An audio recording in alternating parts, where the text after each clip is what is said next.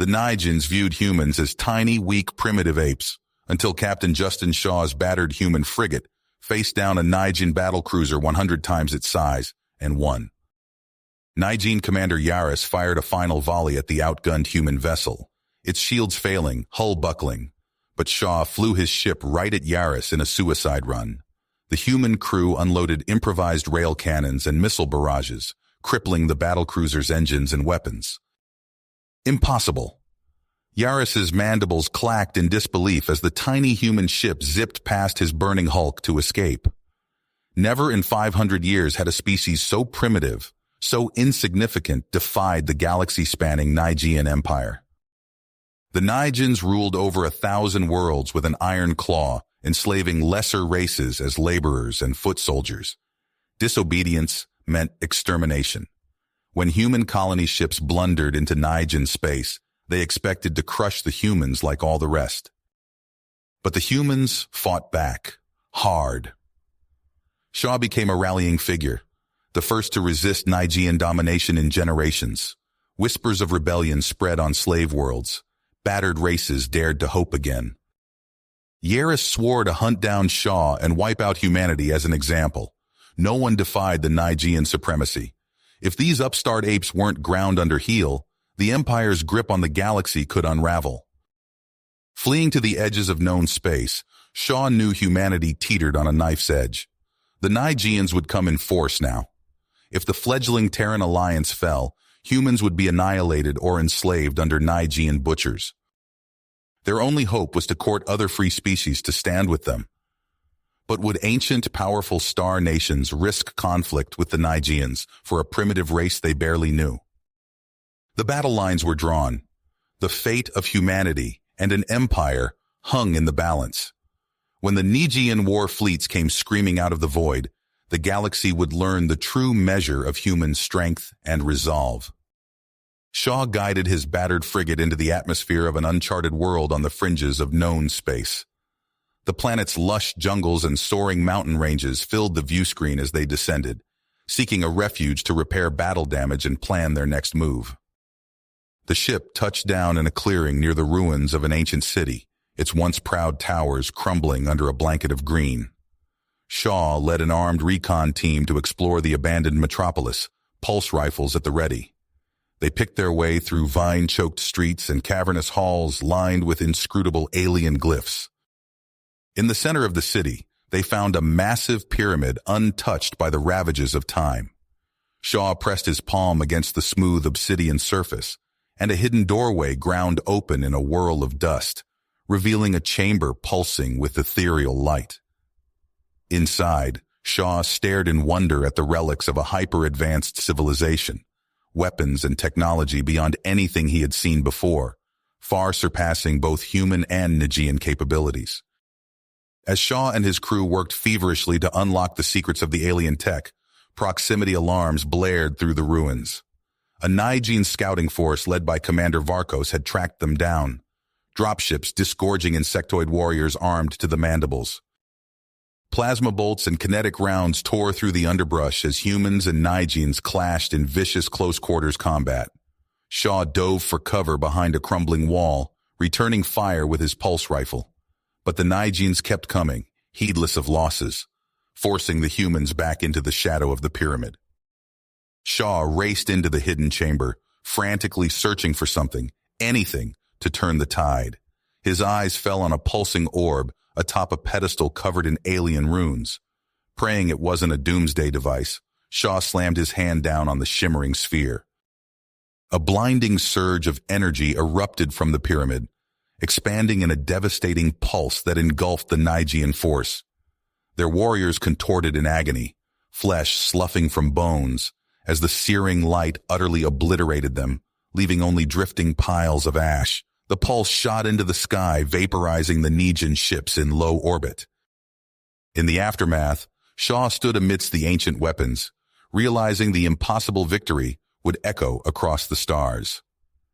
When an embattled Zephyrian rebel frigate landed at the ruins to greet the humans, he knew a spark had been lit that could burn the Nigerian supremacy to ashes. But as Shaw spoke with Nexor, the Zephyrian rebel leader, An urgent transmission from human space cut through the static. The Nigians had launched a surprise attack on Earth itself, the invasion fleet already in the solar system. Nexor urged Shaw to focus on uniting the Nigians' enslaved races and leave the human homeworld to its fate. Shaw stood torn, the weight of two civilizations settling on his shoulders like a crushing burden. Abandon Earth and humanity could be forever shattered, even if he forged an alien alliance. Make a desperate stand at Earth, and the Nigians' campaign of extermination would roll on unchecked. With a heavy heart, Shaw looked from Nexor to the brave men and women of his crew, knowing there was only one choice he could make. He ordered all hands to battle stations and plotted a risky null space jump that would take them directly into Earth orbit. As the frigate accelerated into the swirling vortex, consoles sparking and the hull groaning under the strain, Shaw knew this was humanity's last shot. One roll of the dice that would determine the future of the cosmos. The Nigian war fleet was coming, but Shaw and his crew would meet them head-on to victory or oblivion. Shaw gripped the arms of his command chair as the experimental warp drive roared to life. The ship shuddered violently, metal screaming as reality itself bent around them. Stars streaked past in blinding ribbons of light. "Hull integrity at 62% and falling," shouted his XO. "Reroute power from life support if you have to," Shaw ordered. "We're going all in." The journey that should have taken years passed in a matter of hours. With a final lurch that nearly tore the ship apart, they dropped out of hyperspace near Saturn's rings. Before the crew could catch their breath, proximity alarms blared. A swarm of Nigian warships surrounded them, weapons blazing. "Evasive maneuvers!" Shaw barked. He punched commands into his console, bringing the alien weapon systems online. Energy beams of impossible power lanced out, carving through Nigian hulls like paper, but there were so many. Impacts rocked Shaw's vessel as return fire found its mark. "Target their flagship," Shaw ordered. "Concentrate everything we've got." A titanic explosion lit up space as Varkos's command ship erupted in flames. The remaining Nigian vessels scattered in disarray. Shaw allowed himself a moment of grim satisfaction before the dire reality set in. Earth burned before them, Nigian dreadnoughts raining death from above. "We're too late," someone whispered. "The hell we are," Shaw growled. He plotted an intercept course straight for the heart of the Nigian fleet. Fighters swarmed them immediately. The ship bucked and heaved as it plowed through the onslaught. Shaw's hands flew over the controls, juking and weaving to avoid the worst of it. "Yaris's dreadnought dead ahead," his tactical officer reported. "Initiating emergency teleport," Shaw announced. "Strike team with me. The rest of you keep this ship in one piece." Shaw materialized on the Nigian bridge in a crackle of energy. Chaos erupted as humans and insects clashed in vicious close-quarters combat. Pulse rifles thundered. Nigian claws raked flesh. The air filled with alien shrieks and human war cries. Shaw ducked under a wild swing and jammed his rifle into a Nigian's abdomen, unleashing a burst that tore the creature in half. All around him, his team fought with desperate fury. Yaris himself towered over the melee, mandibles gnashing as he backhanded a human soldier across the room. Shaw leveled his weapon at the Nigian commander. "You," Yaris hissed. "I'll crush you myself, primate." The Nigian lunged, but Shaw was ready. He dove and rolled, coming up near a control panel. While Yaris wheeled around for another charge, Shaw frantically input the sequence to overload the reactor. Alarms wailed. Yaris froze as understanding dawned in his compound eyes. "Surrender," Shaw demanded, "or we all die here." For a long moment, only ragged breathing and the groan of tortured metal broke the silence. Then Yaris sagged in defeat. "I yield," the Nigian commander growled. As if on cue, the battle outside shifted. Zephyrian ships dropped out of warp, joining the fray. All across the system, the oppressed races Yaris had subjugated rose up to seize their freedom. Yaris stared out the viewport, mandibles working silently as his great empire crumbled before him. How could primitive apes have done this? It was impossible, unthinkable. And yet the proof was all around him as the tides of war turned inexorably against the Nigian supremacy. The dust had barely settled from the battle over Earth when Shaw and his crew found themselves diving headfirst into their next mission. They pored over the alien tech salvaged from that mysterious pyramid, reverse engineering what they could. "Captain, you've got to see this," called out Chief Engineer Reyes, hunched over a workbench littered with alien components. Shaw peered at the device she held up, a compact energy emitter that glowed with an eerie blue light. "We've managed to integrate it into our main weapons array," Reyes explained, her eyes shining with excitement. "It's increased our firepower by at least 300%. Shaw nodded grimly. "We'll need every advantage we can get." Their enhanced ships struck hard and fast at Nijin shipyards across the sector. Precision raids coordinated with local resistance cells left destruction in their wake. On Omicron the 3rd, Shaw's team infiltrated a sprawling Nijin supply depot under cover of darkness. They rigged the fuel reserves to detonate, then slipped away as massive explosions lit up the night sky. After each strike, they vanished into the void before Nijin reinforcements could arrive. But their string of victories was about to be cut short. Alarms blared through the halls of the Alliance's hidden base on a backwater colony world. Shaw raced to the command center, his heart pounding. The tactical display showed a massive Nigean armada bearing down on their position. "How did they find us?" demanded Shaw. A comms officer looked up, his face pale. "Sir, it's Yaris. He's leading the fleet personally." Shaw's blood ran cold. Somehow the Nigean commander had escaped and rallied his forces for one final push. They were vastly outgunned and outnumbered. "All hands to battle stations," Shaw ordered. "We make our stand here." The colony's meager defenses came online as the Nijin fleet entered orbit. Shaw's flagship rose to meet them, joined by a ragtag assortment of Allied vessels. Space lit up with weapons fire as the two sides clashed. Nijin fighters swarmed like angry insects, peppering the human ships with laser fire. Shaw's enhanced weapons cut through Nijin hulls, but there were always more to take their place. "Shields at 40%, called out the tactical officer as another salvo rocked the ship. Shaw's mind raced. They needed a game changer or they'd be overwhelmed. His eyes fell on the alien tech they'd salvaged, an idea forming. "Divert all power to the phase inverter," he ordered. "We're going to open a wormhole." His crew stared at him in disbelief, but scrambled to comply. Energy built to impossible levels as the alien device hummed to life. Space itself began to warp and twist before them. A gaping maw of swirling energy yawned open between the two fleets. For a moment, everything seemed to pause in stunned silence. Then all hell broke loose. Nijin ships fired wildly, their shots going wide as the wormhole's gravity well tugged at them. One stray blast struck the vortex dead center. With a sound like reality itself tearing, the wormhole began to expand exponentially. Both human and Nigean ships alike were drawn inexorably towards its maw. "Full reverse thrust," Shaw bellowed, but it was no use. The artificial singularity grew stronger by the second, consuming everything in its path. In desperation, Shaw made an impossible choice. "Overload the reactor," he ordered. "We'll use the blast to destabilize the vortex." As his crew carried out their final orders, Shaw watched Yaris's dreadnought spiraling towards oblivion. The Nigean commander's scream of rage was cut short as his ship vanished into the maelstrom.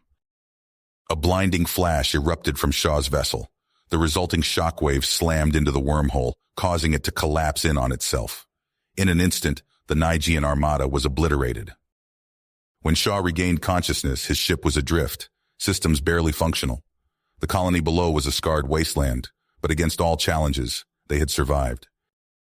As damage reports flooded in, Shaw allowed himself a grim smile. They'd struck a crippling blow against the Nigeans. Now it was time to press their advantage and bring the fight to the heart of the Empire itself. The battered flagship drifted through the inky void, a ghost of its former glory. Inside, the bridge lay in ruins. Sparks erupted from shattered consoles. Bodies of fallen crewmen sprawled motionless across the deck. The acrid stench of burnt circuitry and spilled blood hung thick in the air. Captain Justin Shaw lay prone amidst the devastation. his uniform torn and bloody. His eyes fluttered open, vision blurry.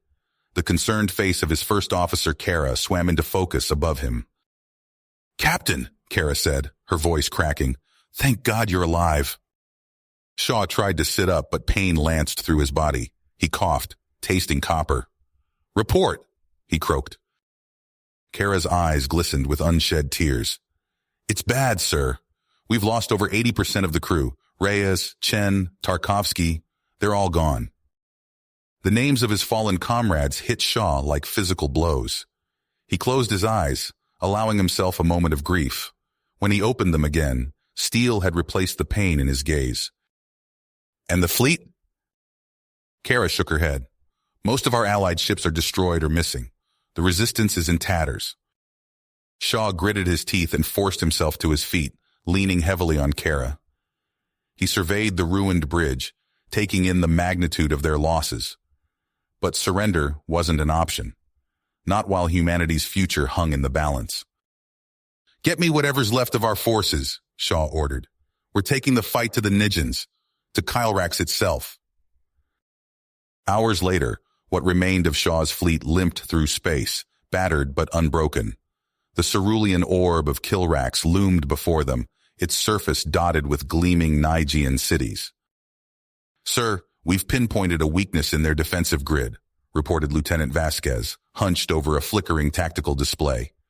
"If we can exploit it with a precise cyber attack, we might be able to punch through." Shaw nodded grimly. "Do it." Vasquez's fingers flew over the controls. For agonizing minutes, nothing happened. Then alarms blared across the Nigean communication channels as their defenses faltered. "We're in!" Vasquez shouted.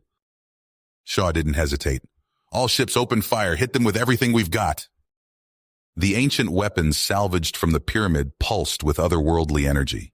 Beams of impossible power lanced out, carving swathes of destruction across the Nigean homeworld. The once impregnable planetary defenses crumbled under the onslaught. Hour after hour, the bombardment continued. Nigean cities vanished in blinding flashes. Vast swathes of the planet's surface were reduced to radioactive glass. From orbit, Shaw watched impassively as an entire civilization burned. When it was over, Kylrax was a smoldering ruin. The mighty Nigean Empire had been brought to its knees by the very species it had sought to exterminate. In the days that followed, Shaw's forces moved swiftly to consolidate their victory. They seized key systems and resources as the leaderless Nigean remnants tore themselves apart in bitter infighting. But the toll had been staggering. Billions dead. Entire worlds left uninhabitable. The galaxy would never be the same. Shaw stood alone on the bridge, staring at the ravaged form of Kylrax. The weight of what he'd done pressed down on him like a physical force. They'd won, but at what cost? How many more would die as the cycle of vengeance continued? He made his decision. You have reached the end of the story. If you enjoyed this story and want to support us, please leave a like and subscribe to our channel, and for every comment that says 88, I will heart every single one of them. Thank you for your time.